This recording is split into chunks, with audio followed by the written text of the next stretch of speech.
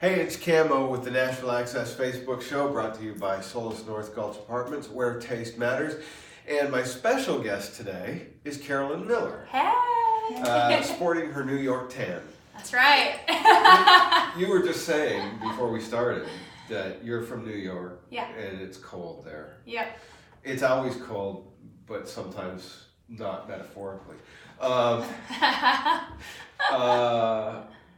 See, when I get a funny joke, it throws. That's the big word that they're in. Metaphorically. So you're in town, you got into town, and you just decided to take advantage of the beautiful Nashville weather we're having right now. Yeah, well, I took a 6:20 a.m. flight yesterday morning and got in at like 7:30 and, got some stuff laid out for the week, and I had a couple hours, and I was like, I am so taking advantage of this beautiful sun and weather, and my friend has this gorgeous apartment complex with a nice pool, and in New York it's 40-something degrees and pouring rain, and so I actually haven't seen sun in a little bit.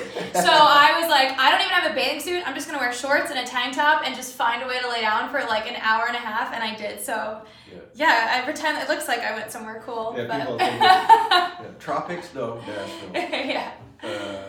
So, New York City, how difficult is it to be a country artist in New York City? Well, I think that there's a little bit of a common misconception for the people who are born and raised in New York. I mean, even my family a little bit in the beginning included, and on Long Island and Brooklyn and Queens, that it's all country western, and by country western that automatically means I'm playing with fiddles and banjos and all these like really old school instruments, which of course is still an important part of country music still, but I think country now has evolved a little bit from that, and other genres have influences now within it. So, my personal style within the country music world is a little more like country pop crossover. So I like to say, Kelly Clarkson meets Carrie Underwood sort of vibe. Which is really hot now, especially on the female side of things. Yeah, for sure. And I'm a born and raised New Yorker where I didn't grow up on a farm. I've never milked a cow. I've never been in a tractor or hunting before. So I wouldn't be an authentic artist and performer if I was trying to put myself, in that space. You're doing Luke Bryan's hunting, fishing, loving every day. Yeah, I don't know how that would go over. Yeah. But that's a great song though. I enjoy it. I blast it all the time. But I think the country music community in New York is small because of that. So it's cool to be one of the faces of country music up in New York that, I'll get some cool calls to open for people, and get some great opportunities up there and get pretty involved in the scene. So there's still a lot of work up there as a country artist. It's just a small pool of people. It's I guess a good base too, because you're saying it's a small community, so it must be a pretty tight country music community. It really is, and my friends and I, we talk about this all the time, my friends who are, also in the industry up there, and we're all really good friends, and we hang out outside of the shows, and, I got married back in August, and they were all invited to my wedding, and a lot of them were even there, and so it's not just, oh, we just see each other when our shows cross over. It's like, I came back to my apartment one day and my friend Tommy was sitting there with my husband having a beer, and I was like, what are you guys doing? And they were like, oh, we're hanging out. We're going to go play some softball or whatever it was. I was like, nice. I love that. So we're all really good friends, and it's cool. How's having not been to New York since I was 14. What? Yeah. You got to come on down. I went to New York the year after they built the World Trade Center. Wow. So yeah. It's been a couple of years. Yeah. Oh, it's a great place. It's so fun. I mean, it's so cliche, but for me, I love the winter time, like Christmas time in New York, because I'm the biggest Christmas nerd ever. I just think the Christmas spirit is so fun and special and beautiful, and the whole city, every street is filled with lights in the windows, and there's just this aura in the air of just people are so happy, and there's so many families from all over the world that come to see New York, so you can walk through Times Square and Central Park and just hear a million different languages, and you see the Santas on the corner shaking the bell, and it's a fun time to visit. So anyone watching, does it ever freak you out? This is kind of off country, but I always go off topic. Yeah. I don't have a topic. Does it ever kind of freak you out living in New York when you see something like that's Christmas in New York, it's kind of iconic, the feeling of Christmas. Does that ever freak you out and say, I can't believe I live here? Yeah, it's pretty amazing. I mean, I'm born and raised right outside of New York City, and I started working professionally as an actor when I was 8 years old. So I grew up doing, voiceovers, film, TV, commercials, theater, everything in between. So New York City has always sort of been my backyard in a way because I always grew up on set there and auditions and different things. So to me, it's very natural, for me to be in a city where we're surrounded by all these people and the traffic and I laugh when people are like Nashville traffic. I'm like, not compared to New York City traffic. But so I mean, I'm sort of used to all that. But I think the only thing that makes it a little bit not scary or freak out, but it's a little bit of a scary time in the world right now with different horrible things that happen in very populated areas. So you'll see a lot of people in the military with like machine guns standing at like your Penn Station, your Port Authority, your Grand Centrals kind of thing, but you feel safe there. So it's. I had the same thing because living in England, London was the same thing. After we had a couple of the attacks there, and it's like the paranoia, and then I went to France and you land at the Gaulle airport and there are people with machine guns. Oh yeah. So that's very common in New York too. It's just the world now. How is it different coming from New York to Nashville? I love it so much. It's sort of a happy medium between New York City and Long Island, and it's so hard to explain, but anyone who's from New York City or Long Island and has been in Nashville can probably understand what I'm talking about. But Long Island is very like suburby. It's still busy and lively, but there are homes, there are backyards, there's grass, there's traffic lights, and then of course the city. So what I tell people like Nashville is that the downtown Broadway area is sort of like your Times Square of New York, and then the rest of it, I mean, like it's so crazy to think like things like Music Row and right outside the city, it's still technically Nashville, a city, because to me that's like suburb. When I think city, I think all the concrete. But it's like a happy medium. So I think Nashville is like a great place for people who still love space and love the suburbs and love like home life and land, but also still want somewhat of a busy vibe because you have it all here, which is kind of really cool. So it feels like home away from home. I'm here all the time too, so it's become a second home. But musically, how does it feel coming here? Oh God, I think it's like one of the most magical things when you land in the airport and you step off and it's like, hi, this is Blake Shelton welcoming you to blah, blah, blah, blah. And the city here just is, of course it's called Music City and it's where country music was born and all that, but you can see how appreciated music and musicians and artists and songwriters and the publishing companies and everything is so appreciated here to the point where I think it's the coolest thing how on billboards everywhere they just feature different artists and they congratulate the writers who just went #1 and they have, you don't see that anywhere in New York. So to come here where music is just so celebrated is such a special place. I remember a couple of years ago I interviewed Cyndi Lauper and she I said, see your true color. Something like that. And she said that the music community and the community in LA and New York have pretty much gone. Yeah. That whole community. And Nashville's the only place left that has that. And so she said you got to treasure it and nurture it because if you don't, it'll end up just like the other places. Oh yeah, no, she 100%. I think it's so interesting when you go to a music venue in New York. It's not like the odds are you're going to run into music industry people, especially these smaller ones. It's very much just like people that are doing music cool, but that's sort of it. It's like here in Nashville, you never know what music venue you're going to walk into and who you're going to meet, who you're going to click with, and who you're going to see, and it's cool because everyone sort of congregates in this one area, so everyone's here, which is so neat. Whereas New York, it's so much more spread out. It's great, I think, a little more with like the rock and the underground indie scene. But of course, for country and even pop, people are coming here now to make pop records and do. It doesn't matter what your genre is, everyone's coming down here. So you fit in when you come down here real easy. Yeah, I love it so much. From the second I got here, I fell so in love with the city. And funny story, so the first time I was ever here, which I guess was about 1.5 years ago, I flew back to New York and I landed back in New York.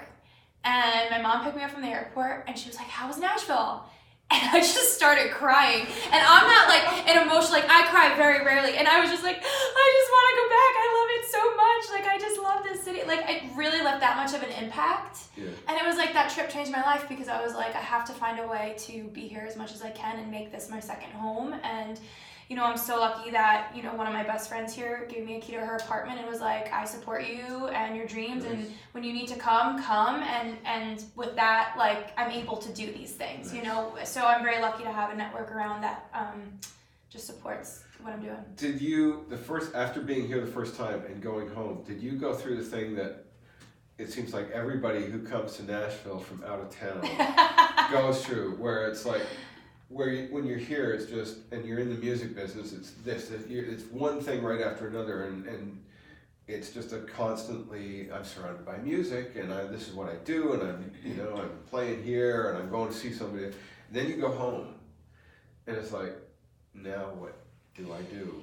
Yeah, well, I still keep myself pretty busy up in New York. You know, I play a lot of shows, and, you know, I take the time when I'm in New York to, you know, keep writing and follow up with people and, you know, schedule more shows and do stuff. So, you know, the thing is with, like, being an artist, especially an independent artist in the earlier stage, like, you know, I opened for Chase Rice on Thursday night in front of 2,000 people, which was so much fun, and it was such a blast. And, you know, but that's 2% of the job right now. You know what I mean? Yeah. So there's a lot of work that goes into getting to these places and doing all these things, and when you're getting ready to release a single. So, you know, when I'm in New York, I'm still very much go, go, go. It's just more on the behind the scenes stuff that not everyone sees. And, you know, luckily, New York is still a music capital. It's not, you know, the way country music is here, but there's still a scene. It's not like, you know, I'm in the middle of another state in the middle of the country where your resources are limited. So a lot of Nashville people still go to New York all the time for shows, so I get to go to all those country shows and, you know, still do a lot up there. So I'm still pretty busy, but it's a different kind of busy than when I'm here. Do you want to do a song, and then we'll talk absolutely. about your career and all sorts of stuff. Get your picker over here. Get over here, picker. No, this is Lars Thorson. He is amazing. He is one of the few born and raised in Nashville guys, actually. I was going to say, Lars is a very native Nashville name. You know, Lars Thorson's a hell of a name to grow up with, man. So super funny story about how I met Lars. This is the greatest. So it was like one of the 7 a.m. flights from LaGuardia down to Nashville? Down to Nashville. And he was sitting in the aisle across and up one seat for me and on the end, and I was here. And I overheard him talking about Berklee College of Music. And I went to the Boston Conservatory at Berklee College of Music. So he was talking, I was like, hey, I don't want to interrupt. I was like, we basically went to the same school. Like, and he was like, oh, no way. We got talking and we got off the plane, and he was like, hey, well, if you ever need a player in Nashville, like, keep in touch. And we've always just kept in touch, and we've done a lot of like really fun, cool things since then. And then he said, I have a buddy in New York, you should connect with him. And then he's been one of my closest friends and players up there. So thanks, Southwest, for connecting me. So we're here because of you. But so this is an original song I wrote. It's called Something Right About a Wrong Turn. And I actually wrote this with my buddy Tommy, I was telling you about in New York, who's part of the country music scene up there. Excellent. So hope you guys enjoy it. Carolyn Miller. Woo!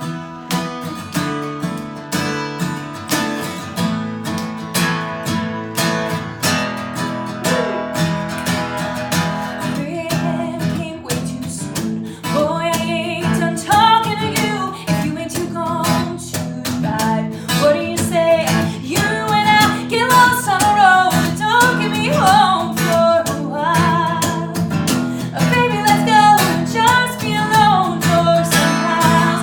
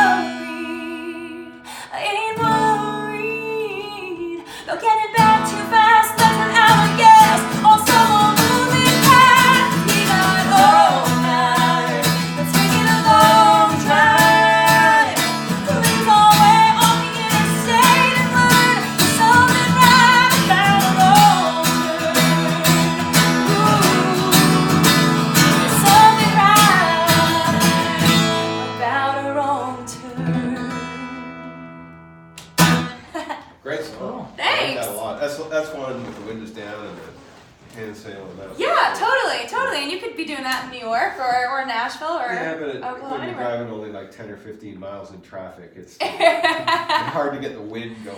Well, Long Island, maybe Long Island. So, who are some of the people that have influenced you growing up? And coming, being from New York, Yeah. there's going to be not a lot of country influences. Yeah. Who are some of the people that you kind of looked at their career and thought, man, I want to do that? So, so growing up, I mean, we didn't even have a country radio station, period. The only people who I sort of knew were country or crossover were Faith Hill. My mom had all her CDs and she was very popular up there. Sheryl Crow, Shania Twain, those were sort of as country people as I knew. And I mean, I didn't even hear of people like George Strait and all these amazing, Loretta, I mean, all these people that are such staples in country music until a couple of years ago when I really started to learn a lot. And for me, my real introduction to country music, it sounds so corny and cliche, but was Carrie Underwood on American Idol. It's not corny and cliche. I mean, she has had such an impact. She's amazing. Oh my For God. this generation, much the way Shania had for kids from the 90s. Yeah. It's not a stretch and no cliche at all. Good. I mean, I remember being, I guess I was like 13 or 14, and I just could relate to her as a vocalist so much because she had a big voice, but she wasn't like a riffy Christina Aguilera kind. She wasn't like that sort of breathy, super poppy Britney, and I felt like for the first time I was like, this is the music that I want to sing, and this is a voice that I want to develop, as I get older. And then when she was playing in the finales with like the Rascal Flatts, then I found out about the Rascal Flatts. And then, so it was through that her collaborations and the artists she would cover in the shows that I got to then learn a lot. So that was really my first introduction to it. And I mean, I've been following Carrie Underwood since day one, and that sort of, for me, just made the introduction, I guess. It's amazing. And I think it probably happens more so with girls and female artists, because guys are different with their music, but girls will kind of find an artist that they really kind of identify with somehow. And it happened with the Spice Girls back in the 90s. Yeah. And it's happened with Taylor Swift. Yeah. So many of these female artists that build this girl audience and then know how to take it along with them. Is that something that you have in mind with your career? Yeah, I mean... Or are you still trying to figure that out at this No, point? I mean, I want to make good music, and I want to stay true to myself, and whatever, the audience and the fan base, wherever it takes me, if it happens to be a younger crowd of girls, I mean, I would embrace that in a heartbeat if it happened, whatever it is. And I've been very, very, very lucky that I don't, so far from what I found from my live shows in New York and from the little bit I've been on the road and songs that have come out, I don't necessarily have like a clear defined space, which is nice because I feel like, I'm able to connect with a wider range of people that way. But I think it is so cool to be a role model and an influencer and someone that young girls can look up to, and something really cool. So I actually had a sold out show at City Winery in New York. And You sold it out. Yeah, I sold it out in New York. Yeah, and actually, if anyone watches MasterChef, Joe Bastianich, he's one of the judges on that show, and he's very famous in the restaurant world. I know him pretty well, and he actually opened for me that night, which was super fun. But anyway, so yeah, I had this big show, and this little girl who was about 8 years old, all she wanted to do for her birthday party was go to a Carolyn Miller show. So she came with like 10 of her friends, and they sat right in the front.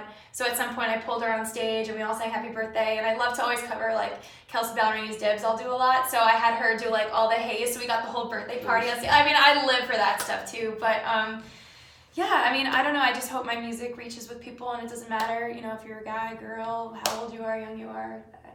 I hope to meet everyone and connect with everyone. So Cool. yeah. You want to do another song? Yeah, absolutely. So this is another one that I wrote. This is with my friend Christina Taylor, who's also an artist here in town.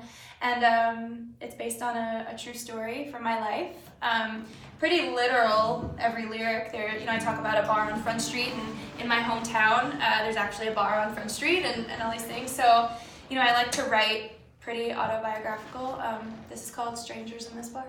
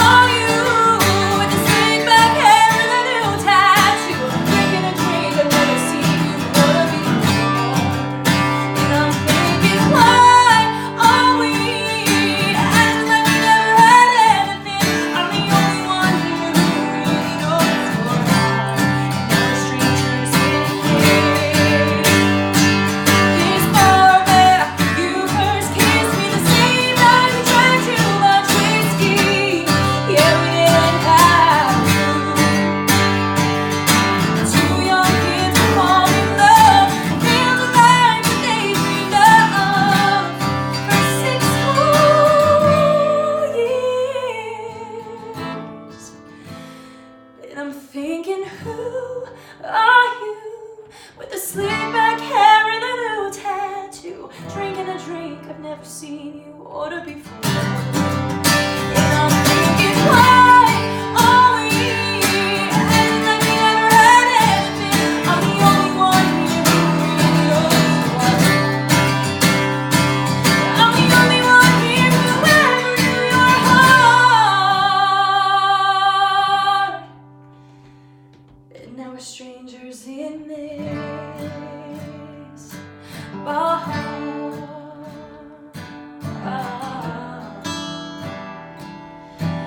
Ooh,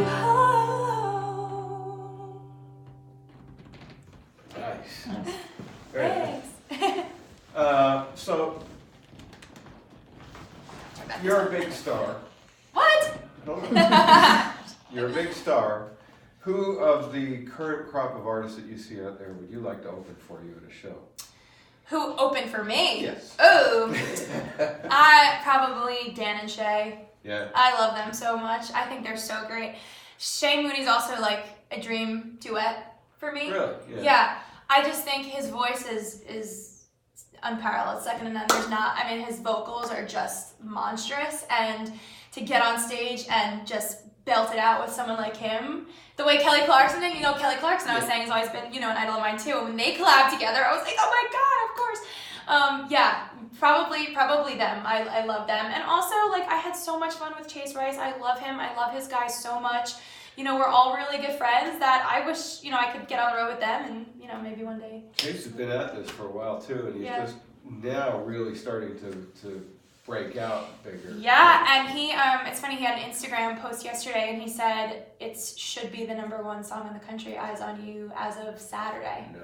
Yeah, so I think he said it's a little premature to say it yet. He was talking about this on Instagram, but hopefully this time next week he'll officially have it, so I'm happy for him.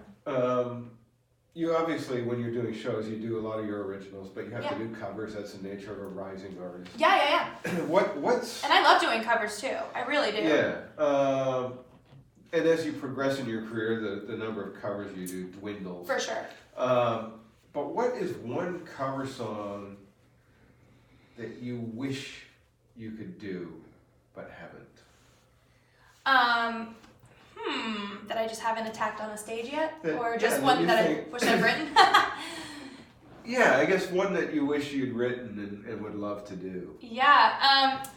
Well, one that I wish I wrote. So one that I do, but I wish I wrote She it. says doo-doo. Oops. A little bit of Vegas and here. But Ironic by Alanis Morissette, which isn't really a country song, but the crowd goes wild for it. Mm. And when I did it at Starland Ballroom with 2,000 people on Thursday night, one of the last choruses, I was just like, it's like rain, and then I let them sing it, and the whole audience was just belting it, and I'm dancing, and those are moments that are just so cool when the audience is singing a song back to you. Yeah. So I haven't had that yet with one of my originals. Hopefully, that's in the future, but I remember on stage, I was like, man, I wish this was my song, because this is so cool. But maybe one I haven't done yet, I don't know. I'd have to think about that. I'm really a stickler for trying to always keep my shows live and fresh. I have a pretty loyal, dedicated fan base up in New York, and I never want them to see the same show twice. So aside even just from sometimes switching around the moments or creating new ones or switching the set list order, I always will, if I'm going to have a couple covers in there, I'll try to introduce fresh ones, at least one a show. So maybe one that I'd love to do is Jody Messina has Carolina. That's a fun one, and I haven't done that yet. So I think that'd be a fun one to throw in. You know that ironic, there is absolutely nothing in that song That's is ironic. I know. It's ironic that the song Ironic has no I know, language in someone it. else was talking about that the other day. I was like, I never thought about that, but Blackfire and your Chardonnay, yeah, a bummer, but not Chardonnay. Yeah. It's so funny. What have you got coming up that people need to know about? Well, I just released a single on Friday, which we'll talk about in a sec. As far as coming up, I'm going to be playing the Montauk Music Festival on Long Island, which I'm really excited for.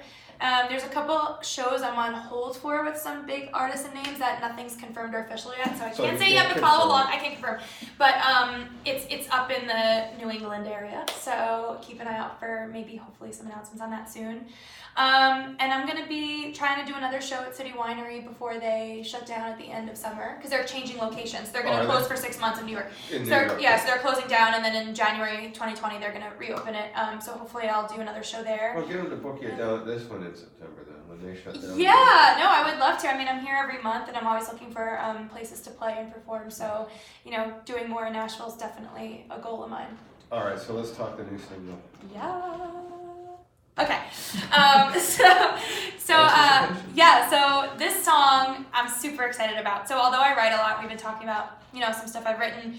I'm just a fan of good music and storytelling, and I come from a bit of an acting background, so it's actually very natural for me, for someone to hand me a script or someone to hand me the skeleton of a song that's just demo and a lyrics and a melody and say, bring this to life. And I love actually being able to put my, spin on things.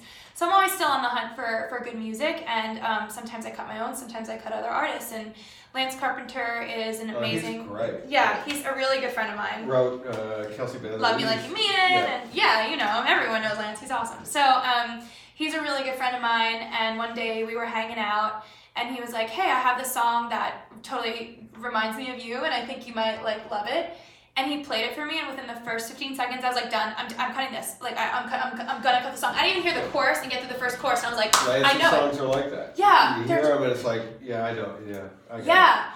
And he wrote that single with Jessie Lee, who wrote Peter Pan, and Brett Young's Like I Loved You, and she's done amazing things. And Forrest Glenn Whitehead, who's also one of the leading forces behind Kelsey with a lot of the songs and production. So I'm lucky that, I got to cut it and do it, and it was just released on Friday, and I love the message, and I just love it. So I'm a fan of the song, too, as, you want to do it? I would love to. All right, let's do it. Yay, so this is called What You Can't Have. It's available everywhere now, Spotify, Google, Amazon Music, whatever your preference is.